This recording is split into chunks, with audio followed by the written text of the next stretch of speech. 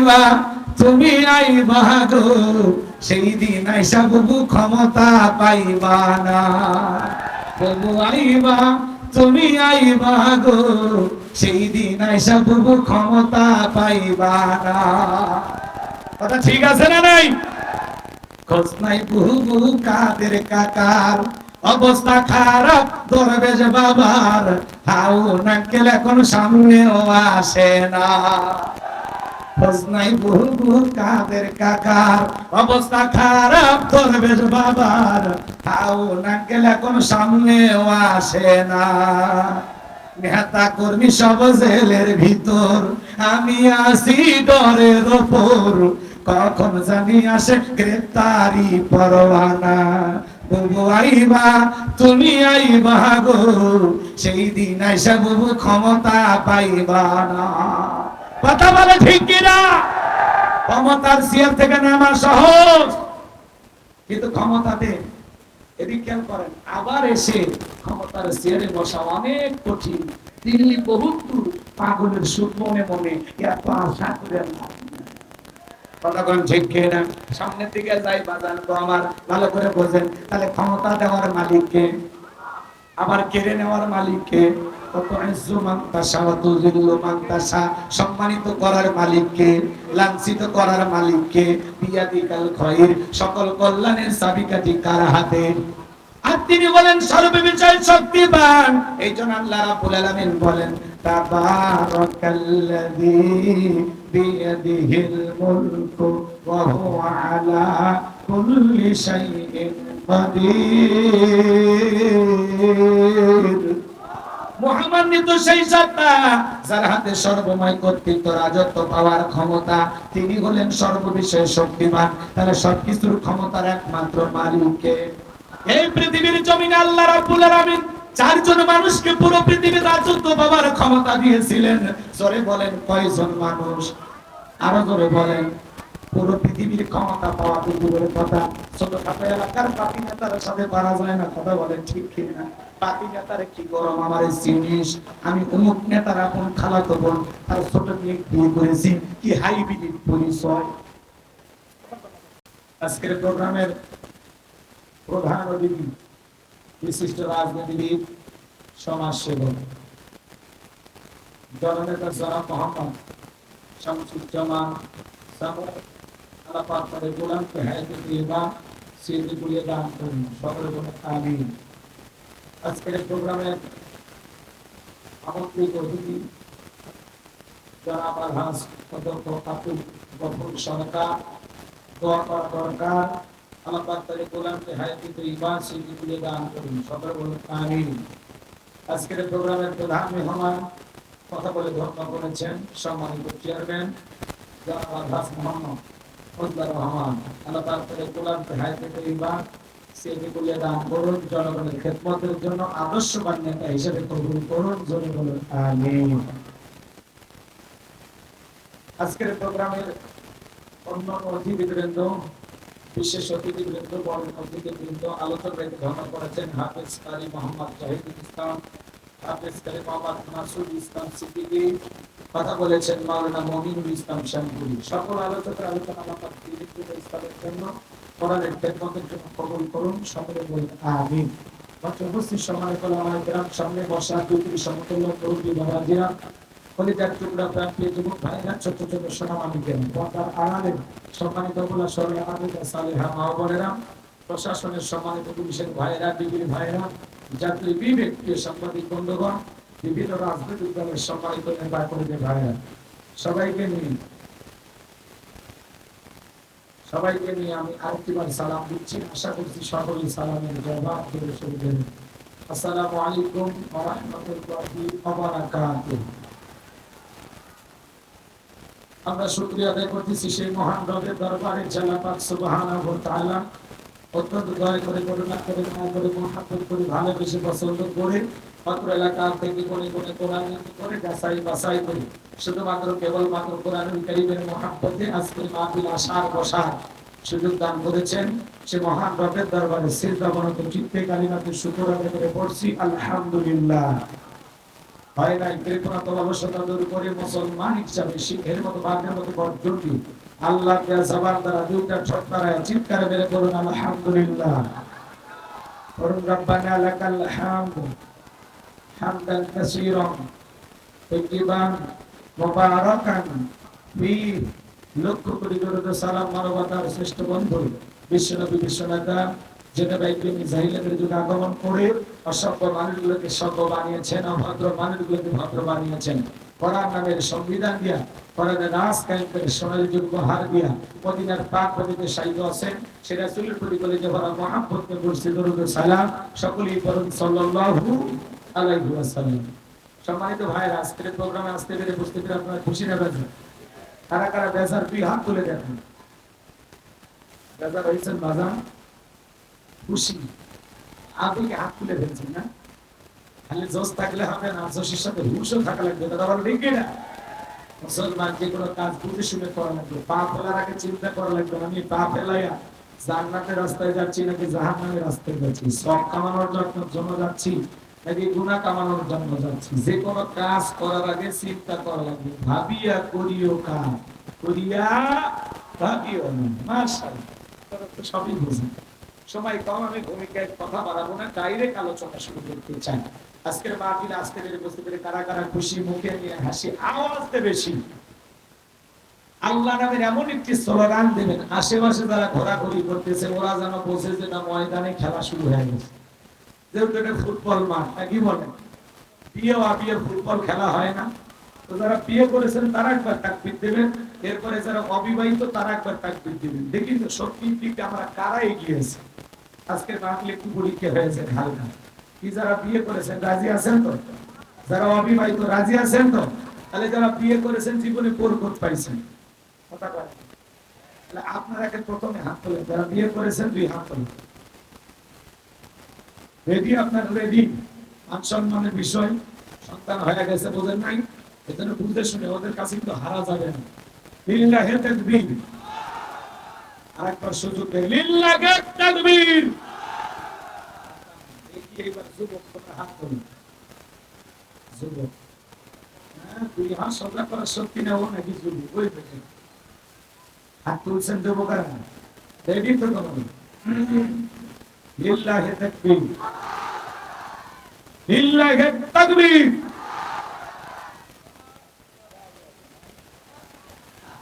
মুরব্বীরা আইডিয়া দিয়েছে, সম্মানিত চেয়ারম্যান বলেছেন যুবকেরা এগিয়ে আছে। আসলে যুবকেরা এগিয়ে থাকলে বাংলাদেশে এগিয়ে যাবে। কথা বলে ঠিক না? যুবকেরা জাগ্রত থাকলে এদেশের স্বাধীনতাকে কেউ হাইজ্যাক করতে পারবে না। কথা বলে ঠিক না? যেখানে অন্যায় সেখানে প্রতিবাদ করা দরকার আছে না নাই? মনে রাখবা, উত্তরবঙ্গের শহীদ আবু সাইদ রক্ত দিয়ে আমাদেরকে শিখিয়ে দিয়েছেন কোন জালেমের সামনে, কোন বাতিলের কাছে আর মাথা নত করা হবে না। কথা বলে ঠিক না? এই জন্য প্রাণ ভরে তোমাদের জন্য আমরা দোয়া করব। আল্লাহ পাক যুবকদেরকে দ্বীনের জন্য কবুল করুন। যুবকদের রক্তের উপর ইসলাম প্রতিষ্ঠিত হবে। কথা বলে ঠিক কি না? যুবক ভাইরা ভাষণ ছিল আমার তরফ থেকে আগামী খেলাধুলার জন্য আগামী পয়লা জানুয়ারিতে পড়ায় বরাদ্দ করে দিলাম একটি ফুটবল, একটি ক্রিকেট। কবুল করুন, জোরে বলুন আমিন। সম্মানিত চেয়ারম্যান সাহেবের জন্য একটা জোরের মারহাবা। সম্মানিত ভাইরা, আমার ভূমিকা দেবো না, দিনের বেলা যেহেতু সময় কম, ডাইরেক্ট আলোচনা করবো। আমি কথা বলবো পবিত্র কোরআনুল কারীমের ৬৭ নাম্বার সূরা। সূরাটির নাম হলো মুলুক। বলেন কি নাম? মুলুক। মুলুক মানে কি? সার্বভৌমত্ব, কর্তৃত্ব, রাজত্ব, পাওয়ার, ক্ষমতা। আল্লাহু আকবার বলেন। সকল ক্ষমতার মালিক কে? আয়াত আছে ৩০টি, রুকু আছে ২টি। বিশ্বনবীর মক্কার জিন্দেগিতে এই সূরাটি নাযিল হয়েছে। সময় কম, আমি ডাইরেক্ট আলোচনায় প্রবেশ করতে চাই। আল্লাহর কোন বান্দা যদি সূরা মুলুক নিয়মিত তিলাওয়াত করতে পারেন, আমল করতে পারেন, কঠিন কিয়ামতের ময়দানে এই সূরাটি তিলাওয়াতকারী ব্যক্তির পক্ষে আল্লাহর কাছে সুপারিশ করবে। বলুন সুবহানাল্লাহ। তাহলে সূরা মুলুক কি নিয়মিত তিলাওয়াত করা যাবে তো ইনশাআল্লাহ? আল্লাহ কবুল করেন, জোরে বলুন আমিন। যারা দাঁড়িয়ে আছেন আমার বসার জন্য অনুরোধ করছি, সবাই বসেন। জবান ছেড়ে সবাই আমার সাথে তেলাওয়াত করুন। আউযু বিল্লাহি মিনাশ শাইতানির রাজিম। বিসমিল্লাহির রহমানির রহিম। বিতাড়িত মুর্দা শয়তানের কাছ থেকে আল্লাহ পাকের কাছে আশ্রয় প্রার্থনা চাচ্ছি। পরম মশিবগালু আল্লাহ তাআলা নামে শুরু করছি। তাবারাকাল্লাযী বিয়াদিহিল মুলকু ওয়া হুয়া আলা কুল্লি শাইইন কাদির। আল্লাহ রাব্বুল আলামিন বলেন, মহামান্বিত সেই সত্তা যার হাতে সর্বময় কর্তৃত্ব, রাজত্ব, পাওয়ার ক্ষমতা, তিনি হলেন সব বিষয়ের উপরে শক্তিমান। তাহলে বলেন তো বাজান, সকল ক্ষমতার একমাত্র মালিক কে? আরেকটু জোরে বলেন কে? তাবারাকাল্লাযী বিয়াদিহিল মুলকু ওয়া হুয়া আলা কুল্লি শাইইন কাদির। মহামান্বিত সেই সত্তা যার হাতে সর্বময় কর্তৃত্ব, রাজত্ব, পাওয়ার ক্ষমতা, তিনি হলেন সব বিষয়ের উপরে শক্তিমান। তাহলে সকল ক্ষমতা একমাত্র মালিক কে? আমি আপনাদের সামনে দুইটা আয়াত তিলাওয়াত করেছি। এক নাম্বার আয়াতের আলোচনা গরম, আর একটা আয়াতের আলোচনা একটু কম। আপনারা একটু আওয়াজ দিয়ে সহযোগিতা করবেন, পারবেন তো ইনশাআল্লাহ? আমি করবো আওয়াজ, আপনারা দেবেন আওয়াজ, জবাব দিবেন ঠিক ঠিক, আলোচনা হবে কমপ্লিট। শ্রোতাদের স্পিরিটেই বারে বক্তার হিট, আলোচনা হবে জায়গা মতো ফিট। কথা বলেন ঠিক কি না? যেন আওয়াজ দিলে পুরুষের মতো দেবেন। তাহলে বলেন, সকল ক্ষমতার মালিক কে? আল্লাহর সাইডে বড় ক্ষমতাধর এই দুনিয়ার জমিনে আর কেউ আছে? ওয়ালাম ইয়াকুল্লাহু কুফুয়ান আহাদ। আকাশ আর জমিনে আল্লাহর সমকক্ষ, আল্লাহর সমতুল্য কেউ নাই। চিৎকার মেরে বলুন আল্লাহু আকবার। তাহলে বলেন তো বাজার, আসমানে ক্ষমতা চলবে কার? জমিনে ক্ষমতা চলবে কার? সকল ক্ষমতার চাবিকাঠি কার হাতে? আল্লাহর চাইতে বড় ক্ষমতা ধরার কেউ নাই। লিল্লাহি মুলকুস সামাওয়াতি ওয়া মা ফিল আরদ। আকাশ আর জমিনে আল্লাহর সমকক্ষ, আল্লাহর সমতুল্য আর কেউ নাই। আসমান জমিনের একচ্ছত্র মালিকানা কার? আর একটু জোরে বলেন কার? যদি খেয়াল করেন, তাহলে পুরো পৃথিবীর ক্ষমতার একমাত্র মালিক আল্লাহ। আল্লাহর চাইতে বড় ক্ষমতা ধরা এই পৃথিবীর জমিনে আর কেউ আছে? আসমানে কেউ আছে? তাহলে সবচাইতে বড় ক্ষমতা ধর তিনি কে? জোরে বলেন কে? রাজার রাজা, বাদশার বাদশা, পুরো পৃথিবীর একমাত্র মালিক আমার আল্লাহ। আল্লাহু আকবার। এর মধ্যে কে অংশীদার আছে? হ্যাঁ, ভাগের ডোনাল্ড ট্রাম্প আছে নাকি? আল্লাহ ছাড়া। এদিকে খেয়াল করেন, পুরো পৃথিবীর সমস্ত কিছুর একমাত্র মালিক আমার আল্লাহ। এখানে কারো ভাগ নাই, আছে নাকি? তাহলে পৃথিবীর জমিনে আল্লাহ যাদেরকে ক্ষমতা দেয়, এরা কি? আপনাদের নীলফামারী থেকে একটা ছেলে যদি চাকরি করার জন্য ঢাকায় যায়, একটা ফ্ল্যাট বাসা ভাড়া নিয়ে থাকে, 5 বছর 10 বছর চাকরি করার সুবাদে যে বাসাতে ভাড়া থাকে, ওর পরিচয় কি বলেন? ভাড়াটি। একটু কথা বলেন ভাই। এমনি দিনের বেলায় যদি 3 বার আপনাদেরকে জায়গা লাগে, কথা বলেন, আরেকটু ধরে বলেন, আরেকটু ধরে, তাহলে তো ওই দিকে 20 মিনিট চলে যাবে। এজন্য যা বলবেন একবার চুপ মুখের মধ্যে বলেন, ওর পরিচয় কি? বাস একটু জায়গা থেকে। আমার ভাইয়েরা, এই পৃথিবীর জমিনে যত মানুষ ক্ষমতার চেয়ারে বসুক না কেন, আল্লাহ কাউকে 5 বছর, কাউকে 10 বছর, কাউকে 20 বছর ক্ষমতার চেয়ারটা ভাড়া দেয়। আজ হোক কাল হোক ক্ষমতার চেয়ার থেকে একদিন সে নামতে বাধ্য। কথা বলেন ঠিক কিনা? তাহলে ক্ষমতা দেওয়ার মালিক কে? আল্লাহ রাব্বুল আলামিন বলেন, কুলিল্লাহুম্মা মালিকাল মুলকি তুতিল মুলকা মান তাশাউ ওয়া তানজিউল মুলকা মিম্মান তাশাউ ওয়া তুইজ্জু মান তাশাউ ওয়া তুযিল্লু মান তাশাউ বিয়াদিকাল খায়র ইন্নাকা আলা কুল্লি শাইইন কাদির। আল্লাহ রাব্বুল আলামিন জানিয়ে দিলেন সূরা আলে ইমরানের 26 নম্বর আয়াত, আল্লাহ তাআলা জানিয়ে দিলেন রাজত্ব দেওয়ার মালিক আমি আল্লাহ, ক্ষমতার চেয়ারে বসানোর মালিক কে? ক্ষমতা দেওয়ার মালিক কে? ক্ষমতা দিলে যে তাকে সম্মান দেওয়া হলো এমনটা নয়। ক্ষমতার সম্মান দিতে ভিন্ন জিনিস। কথা বলেন না? এই পৃথিবীর জমিনে অনেক মানুষকে আল্লাহ ক্ষমতার চেয়ারে বসায়াও বাড়াবাড়ি করার কারণে, জুলুম করার কারণে জুতার বাড়ি খাওয়ায় ক্ষমতার চেয়ার থেকে নামাইছে। কথা বলে ঠিক কিনা? এই পৃথিবীর জমিনে অসংখ্য মানুষকে আল্লাহ ক্ষমতার চেয়ার দেওয়ার পরেও লাঞ্ছিত করেছে।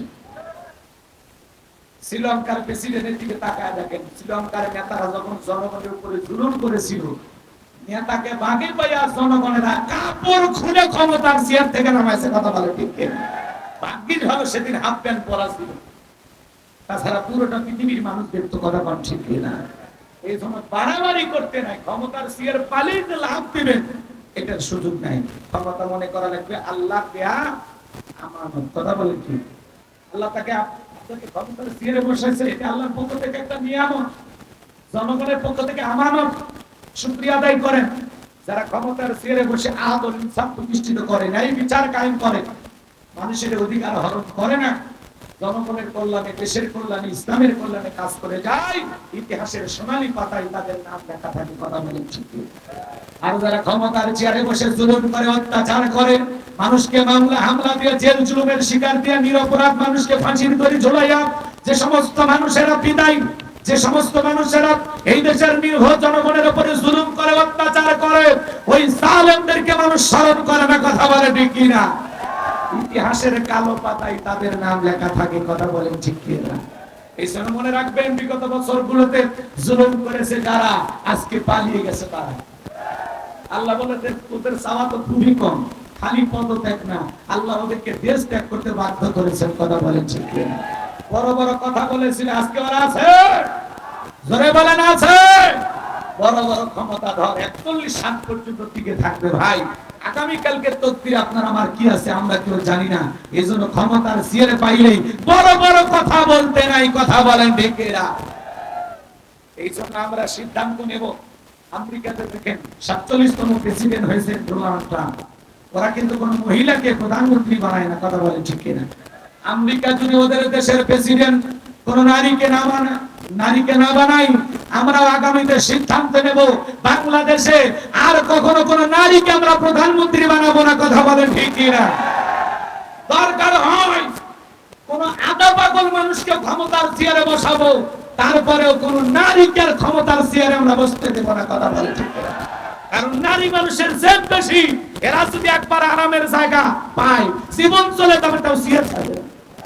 দেখলেন না মহিলার জেদ কত? 16 বছর কান্দে আছে আছে। বড় বড় কথা যারা বলতো না আছে। এখন মাঝে মাঝে তার বিভিন্ন নেতা কর্মীর কাছে ফোন দিয়া কল রেকর্ড ফাঁস করে। হ্যাঁ, গ্রামের ইউনিয়ন পর্যায়ের নেতার কাছে এখন ফোন দেয়। আগে এমপি মন্ত্রীর ফোন ধরার সময় ছিল না। তাহলে বোঝেন ওনার ক্ষমতা গেছে কোন জায়গায়।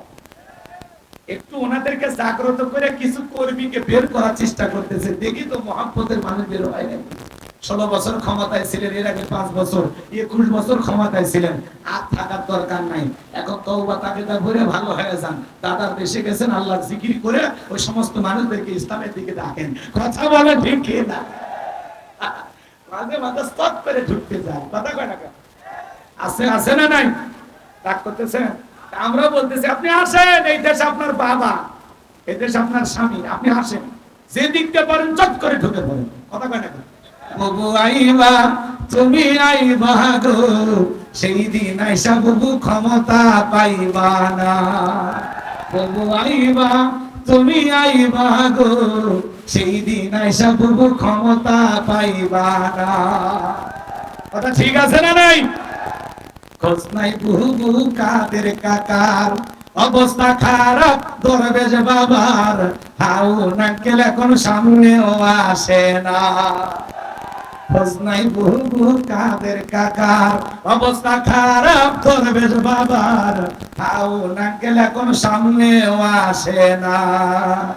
নেতা কর্মী সব জেলের ভিতর, আমি আসি ডরের ওপর, কখন জানি আসে গ্রেফতারি পরোয়ানা।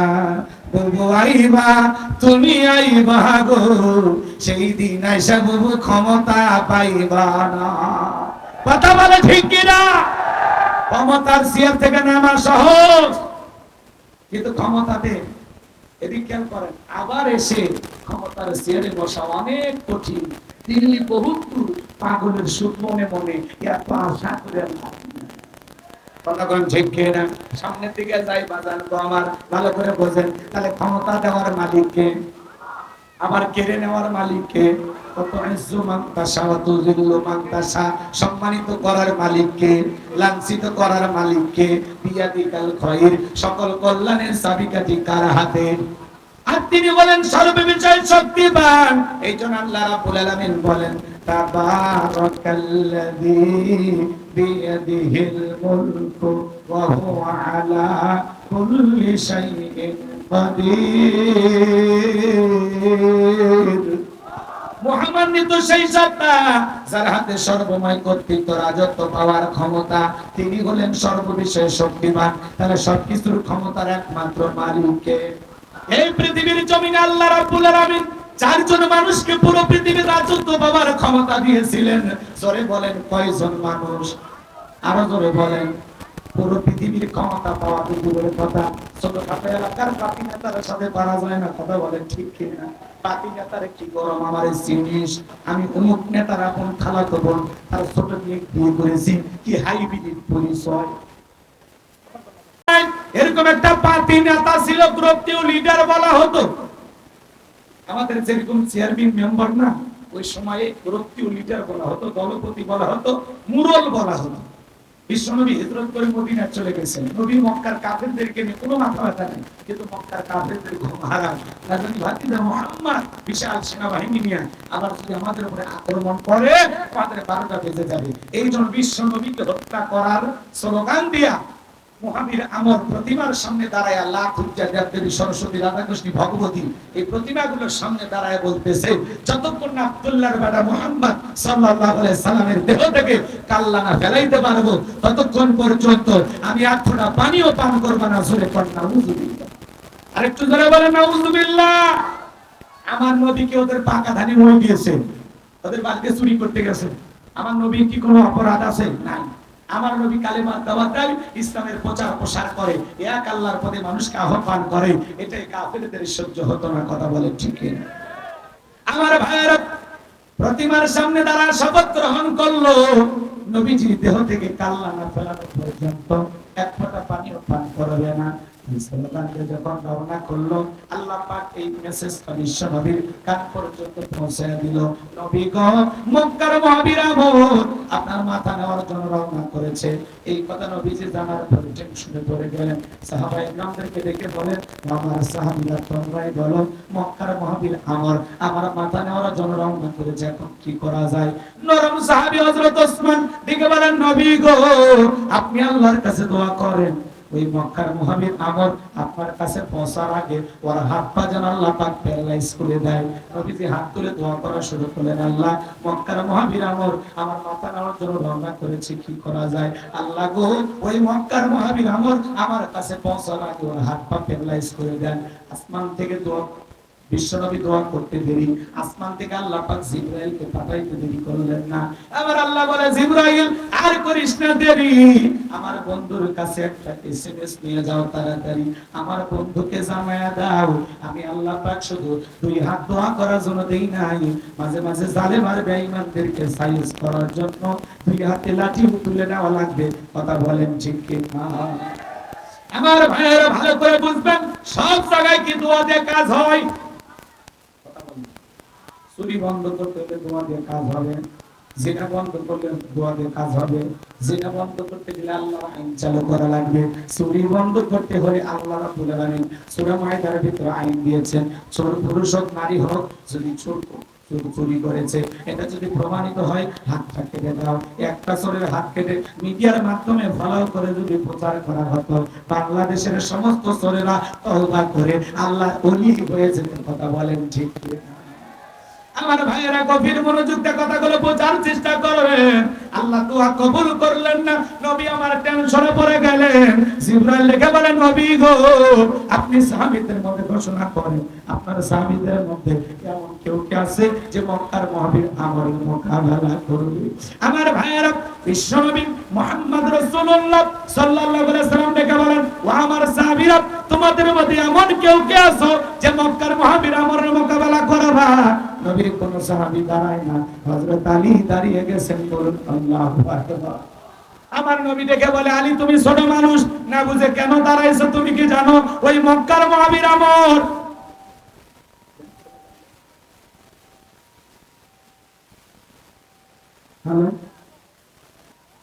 নারায়ে তাকবীর, আল্লাহু আকবার, লিল্লাহি তাকবীর। মুহাম্মদী মাহফিলের পক্ষ থেকে, বড় পিতার পক্ষ থেকে শুভেচ্ছা। সম্মানিত ভাইয়েরা আমার, গভীর মনোযোগটা কথাগুলো বোঝার চেষ্টা করবেন। আমার নবী দেখে বলে, আলী রে, ওই মক্কার মহাবীর আমর এক বেলা খাবার খায় 21 কেজি 3.5 মণ ওজনের তরবারি নিয়ে যুদ্ধ করে। এত বড় পীরের সামনে তুমি কেমনে যাইবা? তুমি বসে পারো। নবীজি দ্বিতীয়বার বললেন, আবার হযরত আলী দাঁড়িয়ে গেছেন। নবীজি তৃতীয়বার বললেন, আবার হযরত আলী দাঁড়িয়ে গেছেন। নবী তখন দুইটা হাত পাড়া বলে, আলী রে, আয় আয় আমার বুকের ভিতরে আয়। এই কথা বলে নবীজি হযরত আলীকে বুকের সঙ্গে জড়ায় নিলেন।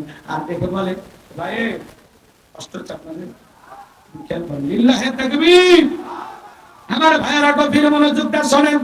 আমার নবী ডেকে বলে, আলী রে, এত বড় বীরের সামনে যাইতে চাও, তোমার কি অন্তরে মায়া দয়া নাই? নিজের জীবনের মায়া দয়া নাই? হযরত আলী দেখে বলে, নবী, আমার ভিতরের ঈমান বলতেছে আপনি শুধু আমাকে দোয়া করে ছেড়ে দেন, ওই আমর আপনার চেহারা দেখার আগে ওরে আমি জমিন থেকে বিদায় করে দেব। বলেন আল্লাহু আকবার।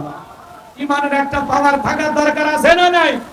যে ঈমান প্রয়োজনে জ্বলে ওঠে না, যে ঈমান সত্য ন্যায়ের কথা বলে না, যে ঈমান অন্তরে নাই, যে ঈমান অন্তরে নাই, মুখে ফোটায় কথা বলি, কিভাবে পারিব ঈমান বলি, কিভাবে পারিব ঈমান বলি। যে ঈমান প্রয়োজনে জ্বলে ওঠে না, সেই ঈমান সত্য ন্যায়ের কথা বলে না। জোরে বলেন মারহাবা। হযরত আলী রাদিয়াল্লাহু তাআলা আমার নবীজি দোয়া করেছেন, দিলেন। আর ঠিক বলে, ওসমান, খালি হাতে দোয়া করলে হবে না, তোমার বাড়িতে কি তরবারি আছে? হযরত ওসমান ডেকে বলেন, আমার বাড়িতে তরবারি আছে 27 ইঞ্চি লম্বা। হযরত ওসমান তরবারি এনে দিলেন। বিশ্বনবী হযরত আলীর হাতে তরবারি ধরায়া দিলেন। হযরত আলী তরবারি পায় মারছে দৌড়, দৌড়াইতে দৌড়াইতে আমরের মুখোমুখি হয়ে গেছে। যখন আমর ডেকে বলে, কি রে পিচ্চি আলী, তুই কেন আমার সামনে? হযরত আলী বলে, পিচ্চি নাকি পরে বুঝাইতেছে। জোরে বলেন মারহাবা। কথায় আছে না, ছোট মরিচের ঝাল বেশি। কথা বলেন ঠিক কি না? হযরত আলী এবার তরবারিটা দিয়ে দাগ টানতেছেন। দাগটা না বুঝেন তো আপনারা? দাগ টানতেছেন, একটা দোয়া পড়তেছেন। এই দোয়া পড়ে বাড়ির চতুর্দিকে যদি ফুঁ দিতে পারেন, বড় বড় দুর্ঘটনার হাত থেকে আল্লাহ আপনার পরিবারকে হেফাজত করবেন। কথা বলেন ঠিক কি না? হযরত আলী এবার দাগ টানতেছেন। দাগ টানা শেষ হয়ে গেল। মাঠে নামার আগে সীমানা বাঁধার দরকার আছে না নাই? কথা বলেন না কেন? হযরত আলী এদিকে করেন। হযরত আলী এবার দাগটা টানার পরে তরবারিটা উঁচু করে এইবার থেকে বলতেছে, এই কাফেরের বেটা, তোর যদি সাহস থাকে দাগটা পার হয়ে নবীজির কাল্লা নিতে যায়, আয় আয়, খেলা হবে, আয়। আল্লাহু আকবার বলেন। আরেকটু জোরে বলেন আল্লাহু আকবার। শুনেন, একটা আওয়াজে অনেক কিছু। একটা বাড়িতে ঢুকছে চোর, বাড়িওয়ালা ল্যাংড়া, দুটো পা নাই, কিছু না পারু। যদি বাড়িওয়ালা টের পায়, আওয়াজ দেয়, কেন চোর থাকবি না, ভাগ্যে দৌড় মারি। কথা বলেন না কেন? একটা আওয়াজে অনেক কিছু কথা বলে, ঠিক কি না? হযরত আলী এবার তরবারি উঁচু করে বলতেছে, এই কাফেরের বেটা, তোর যদি সাহস থাকে দাগটা পার হয়ে নবীজির কাল্লা নিতে যায়, আয়, খেলা হবে, আয়। যারা খেলা হবে বলতো, ওরা কে আছে? এ জোরে বলেন আছে? মন্ত্রীরা সব কোথায় গেল? এমপিরা সব কোথায় গেল? কোথায় কাদের কাকা? ওদের সারা দেশটা বড় লাগে ফাঁকা ফাঁকা। পালাবো না, পালাবো না, পালাবো না, পালাবো না, যাই না তাদের দেখা। ওদের সারা দেশটা বড় লাগে ফাঁকা ফাঁকা। আইন মন্ত্রী আটকে গেল আইনেরই ফাঁকে, দাড়ি সারা কর দেশটারে ভণ্ড ভণ্ড লাগে। কথা কন না কেন? দাড়ি কেটে নৌকা চড়ে পালাচ্ছে না, জীবন দিছে তার নৌকা সারেনি। কথা বলে ঠিক কি না? শুনেছি ভাই কত নেতা নেত্রী খাইতেছে ভাই ডান্ডা, বিচারপতি কালামানিকের ফাটিয়েছে নাকি আন্ডা। এটা আমার খবর না, মিডিয়ার খবর। কথা বলে ঠিক কি না?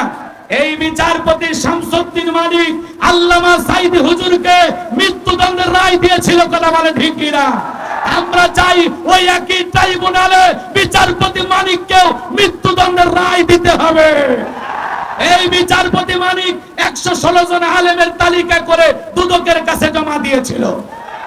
আমার মতো গাইবান্ধার ভাঙ্গা বক্তা রোল নাম্বার ছিল 23। কত নাম্বার? এখনো তালিকাটা থাকলে কইরে দেখি। রাগ করতেছেন আপনারা? আমার ভাইরা যারা আলেমদের তালিকা করেছিল, আজকে আমরা তালিকা ছাড়াই তারা ভিতরে ঢুকছে। কথা বলে ঠিক না? পলকের ঝলক গেল, পলকের ঝলক গেল থামিয়ে নেটের চাকা, ওদের সারা দেশটা বড় লাগে ফাঁকা ফাঁকা। কোথায় গেল সংসদেতে মমতাজের গান, কোথায় গেল হযরত মোল্লা শামীম ওসমান? মাইক পেলে বলতো খেলা হবে, খেলা হবে। আজকে মাঠ পরে আছে কিন্তু শামীম ওসমান। কথা বলে ঠিক কি না? এই জন্য যারা বড় বড় কথা বলেছিল ওরা আর নাই। এই জন্য ভাইয়েরা আমার, ক্ষমতা পাইলে লাভ দিতে নাই। ক্ষমতার চেয়ার কার কখন ভেঙে পড়বে আল্লাহ ছাড়া কেউ জানে না। মনে রাখবেন, যারা আলেমদের হাতে হাত করা পড়াই ছিল, আলেমদের কোমরে রশি বেঁধে ছিল, আজকে তারা লাঞ্ছিত। কথা বলে ঠিক কি না? আমরা বলতে চাই, যারা এই দেশের টাকা বিদেশে পাচার করেছে, 11 লক্ষ কোটি টাকা দুর্নীতি করেছে, আমরা চাই প্রত্যেকটা টাকার বিচার বাংলাদেশের মাটিতে হবে। কথা বলে ঠিক কি না? আমরা বলতে চাই, বিগত বছরে যারা আলেমদের উপরে জুলুম করেছে, অত্যাচার করেছে, নির্যাতন করেছে, প্রত্যেকটা হত্যাকাণ্ডের বিচার বাংলার জমিনে আমরা দেখতে চাই। কথা বলে ঠিক কি না? মনে রাখবেন, আমরা সেই দেশের মানুষ যারা 1971 সালে দেশের মাটির জন্য জীবন দিয়েছেন, 2024 সালে স্বৈরাচারকে বিদায় করার জন্য জীবন দিয়েছেন 1523 জন মানুষ। প্রয়োজন যদি হয় আল্লাহর জমিনে আল্লাহর দ্বীনকে প্রতিষ্ঠিত করতে গিয়ে, কোরআনের সমাজ কায়েম করতে গিয়ে নবীদের মতো, সাহাবায়ে কিরামদের মতো বুকের তাজা রক্ত দিতে হয়। কোরআনের সমাজ কায়েম করার জন্য কারা কারা বুকের তাজা রক্ত দিতে রাজি? হাত তুলে দেখা। লিল্লাহি তাকবীর, লিল্লাহি তাকবীর। আর সোজা করেন, সোজা করেন। আমি কি হাত নামাইতে বলেছি? ওই যে মাঝে মাঝে হাত প্যাকে করে তুলেছেন, দুই হাত সোজা করার শক্তি নাই। আপনি পুরুষ মানুষ, প্রোটিন ভিটামিন ক্যালসিয়াম মাঝে মাঝে কিনে খাবেন, একেবারে দুর্বল হলে চলতে পারবেন। হাত সোজা করেন, সোজা করেন। আমার আল্লাহ রাব্বুল আলামিন বলেন, ইন্নাল্লাহা আশতারা মিনাল মুমিনিনা আনফুসাহুম ওয়া আমওয়ালাহুম বিআন্না লাহুমুল জান্নাহ। সূরা তাওবার 111 নম্বর আয়াতে আল্লাহ রাব্বুল আলামিন জানিয়ে দিয়েছেন, নিশ্চয়ই মুমিন বান্দাদের জান মাল আমি আল্লাহ ক্রয় করে নিয়েছি, বিনিময়ে দেব জান্নাত। বলুন সুবহানাল্লাহ। তাহলে বলেন তো বাজেন, আপনার আমার জীবনের মালিক কে? হে নীলফামারী যুবকেরা, ভালো করে বলো তো, এই জীবনের মালিক কে? প্রেম করবার প্রেমিকাকে নিয়ে যা ডায়লগ দিবা, এ জীবন তোমার, তুমি শুধু আমার। ওরে হাইব্রিড যুবক, এই জীবনের মালিক কে? আপনার আমার সম্পদের মালিক কে? আল্লাহর দেয়া জীবন, আল্লাহর দেয়া সম্পদ আল্লাহর পথে খরচ করতে রাজি আছেন তো মুসলমান? রাজি আছেন তো ইনশাআল্লাহ? বাম হাত নামান, শুধু ডান হাত তুলে রাখেন, শুধু ডান হাত। আল্লাহ রাব্বুল আলামিন বলেন, ইল্লা আসহাবাল ইয়ামিন ফি জান্নাতিন ইয়াতাসাআলুন। ডানপন্থী যারা জান্নাতের বাগানে থাকবে, তারা ডানপন্থী যারা আল্লাহর প্রিয় গোলাম, তারা বলুন আল্লাহু আকবার। কোনো কথা হবে না। কিছুক্ষণ আগেই বললেন হুজুর জীবন দিতে রাজি, রক্ত দিতে রাজি। আপাতত জীবন রক্ত দুইটার কোনোটাই দিতে হবে না। ডান হাতটা পকেটের ভিতর ঢুকে দিয়া যে যা পারেন, যতটুকু পারেন এই মাদ্রাসার জন্য প্রাণ ভরে দান করবেন।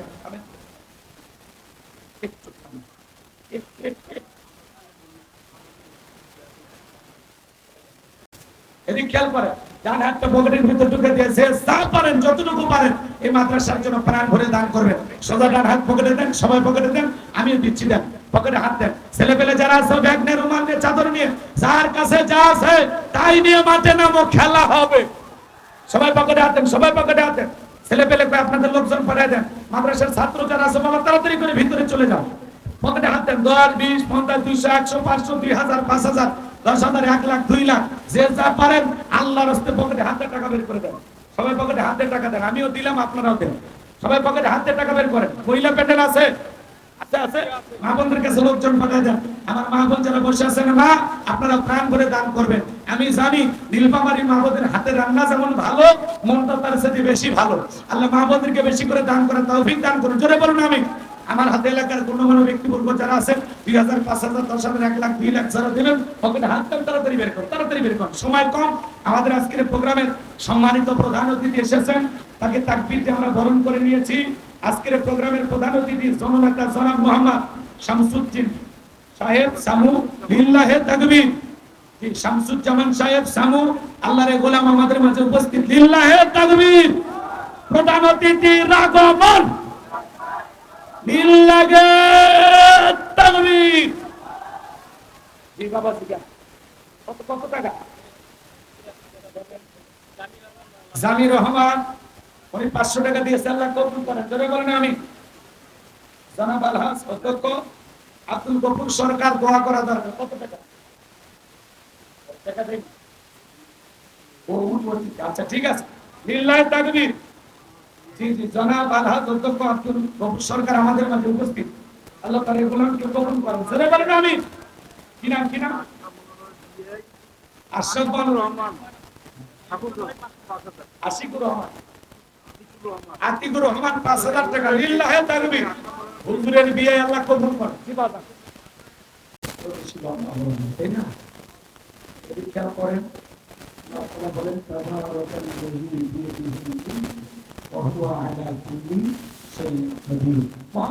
সেই সত্তা যার হাতে সর্বময় কর্তৃত্ব, রাজত্ব, পাওয়ার ক্ষমতা। তিনি হলেন সব বিষয়ের উপরে ক্ষমতাবান। আল্লাহু আকবার বলেন। সকল ক্ষমতার একমাত্র মালিক কে? আরেকটু জোরে বলেন কে? এটা হলো প্রথম আয়াতের সরল অনুবাদ ছিল। তারই বিস্তারিত আলোচনা আমি সামনের দিকে যেতে চাইছিলাম যে 4 জন মানুষকে আল্লাহ পাক পুরো পৃথিবীর রাজত্ব, পাওয়ার ক্ষমতা দিয়েছিলেন। এর মধ্যে 2 জন ঈমানদার আর 2 জন হলো কাফির। ঈমানদার 2 জনের নাম, একজনের নাম নবী সুলাইমান, যাকে আল্লাহ পাক পুরো পৃথিবীর বাদশাহী দিয়েছিলেন। আল্লাহ পাক নবী সুলাইমানের ইতিহাস, ঘটনা, কাহিনী যদি বলতে চাই 2-3 ঘন্টা সময় লেগে যাবে। এখন আসল চলতেছে, এশার চলে আসবে, কথা কি বুঝতে পারছেন? এত সময় পর্যন্ত আলোচনা করার কি সময় আমরা পাবো? পাবো না। 2 নাম্বার, বাদশাহ জুলকারনাইন কেন পাক পুরো পৃথিবীর রাজত্ব, বাদশাহী লাভ করেছিলেন? কথা বলেন ঠিক কি না? এই বিষয়গুলো আমি আপনাদের সামনে উপস্থাপন করতে চেয়েছিলাম, সময় স্বল্পতার কারণে আমি কথা বাড়াইতে পারিনি। 2 নাম্বার আয়াতে আল্লাহ তাআলা বলেন, আল্লাযী খালাকাল মাউতা ওয়াল হায়াতা লিয়াবলুয়াকুম আইয়ুকুম আহসানু আমালা। আমার আল্লাহ বলেন, যিনি সৃষ্টি করেছেন মৃত্যু আর জীবন। বলেন তো, পৃথিবীতে যত বড়ই ক্ষমতা ধরক নেতা হোক না কেন, এই পৃথিবীতে কারো পক্ষে কি সম্ভব একজন মৃতকে জীবিত করা? কোন নেতার পক্ষে সম্ভব? কার পক্ষে সম্ভব? এই জন্য আল্লাহ তাআলা আয়াতের শুরুতেই বলতেছেন, আল্লাযী খালাকাল মাউতা ওয়াল হায়াতা, যিনি সৃষ্টি করেছেন মৃত্যু আর জীবন, লিয়াবলুয়াকুম আইয়ুকুম আহসানু আমালা। আমি আল্লাহ পরীক্ষা করে দেখব আমলের দিক দিয়ে কার আমল কত বেশি উত্তম, কার আমল কত বেশি সুন্দর।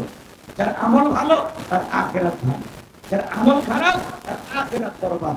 এই জন্য আল্লাহ রাসূল বলেছেন, ক্বালা রাসূলুল্লাহি সাল্লাল্লাহু আলাইহি ওয়াসাল্লাম, ইন্নামাল কুবরু রাউদাতুম মিন রিয়াদিল জান্নাহ আও হুফরাতুম মিন হুফারিন নার। বিশ্বনবী বলেছেন, যে ব্যক্তির আমল ভালো, মৃত্যুর সঙ্গে সঙ্গে আল্লাহ পাক তার কবরটাকে জান্নাতের বাগান বানায় দিবেন, বলেন সাল্লাল্লাহু আলাইহি ওয়াসাল্লাম। আর যে ব্যক্তির আমল খারাপ, আও হুফরাতুম মিন হুফারিন নার, তার কবরটা হয়ে যাবে জাহান্নামের আগুনের গর্ত। এই গর্তের গভীরতা কত? নবীজি এক জায়গায় বসা, জিবরাইল এসে বললেন, নবী এই মুহূর্তে একটা আওয়াজ হলো, আপনি কি শুনতে পাইছেন? আমার নবী বললেন, হ্যাঁ আমি শুনতে পেয়েছি। জিবরাইল বললেন, নবী 70 বছর আগে আল্লাহ পাক জাহান্নামের গর্তের মুখে একটা পাথর ছেড়ে দিয়েছিল, এই মাত্র জাহান্নামের তলদেশে গিয়ে পাথরটা পৌঁছাইলো। চিন্তা করেন, পাথর ছেড়ে দিয়ে যদি 70 বছর সময় লাগে নিচে পড়তে, আল্লাহ না করুন, আল্লাহ না করুন, আপনার আমার গুনাহের কারণে, অপরাধের কারণে আসমান জমিনের মালিক আল্লাহ যদি বেজার হইয়া ওই জাহান্নামের আগুনে গর্তে ফেলে দেয়, বাঁচার কিন্তু কোনো উপায় নাই। কথা বলেন ঠিক কি? এই জন্য বাজার আল্লাহ তাআলা আপনাকে আমাকে যে সুন্দর জীবন দিয়েছেন, এই আমল দিয়ে সাজানোর দরকার আছে না নাই? আল্লাহ কি বলেন, আল্লাযী খালাকাল মাউতা ওয়াল হায়াতা, যিনি সৃষ্টি করেছেন মৃত্যু আর জীবন। আল্লাহ সর্বপ্রথম মৃত্যুর কথা কেন বললেন? এই দুনিয়াতে আসার একটা সিরিয়াল আছে। দাদা আসছে, দাদার পরে বাবা আসছে, বাবার পরে আমি আসলাম, আমার পরে আমার সন্তানের আসলো। কিন্তু যাওয়ার বেলায় দাদার আগে নাতি চলে যায়, বাবার আগে সন্তান চলে যায়, বাবার কাঁধে সন্তানের লাশ। এটা দুনিয়ার সবচাইতে ভারী বোঝা কথা বলেছে। যারা ডাইলগ দিত স্বজন হারানোর ব্যথা, ভালোই বুঝি স্বজন হারানোর ব্যথা আর সন্তান হারানোর ব্যথা এক কথা। মানে বাপ মা কারো চিরকাল বেঁচে থাকে না, বাপ মা মারা গেলে সন্তান আস্তে আস্তে ভুলে যায়। কিন্তু একটা সন্তান জন্ম দিয়েছে, ওই সন্তানটা মারা গেলে বাবা মা মৃত্যু পর্যন্ত ওই সন্তানকে ভুলতে পারে না। কথা বলুন ঠিক কি না? আজও শহীদ আবু সাইদের মায়ের চোখের পানি, বাবার চোখের পানি বন্ধ হয় না, মুক্তের মায়ের চোখের পানি বন্ধ হয় নাই। কথা বলেন ঠিক কি না? পুলিশের গাড়ি থেকে যে লাশটাকে ফেলে দেওয়া হয়েছিল তখনও জীবন ছিল। আজও ইয়ামিনের বাবা মায়ের চোখের পানি বন্ধ হয় নাই। কথা বলেন ঠিক কি না?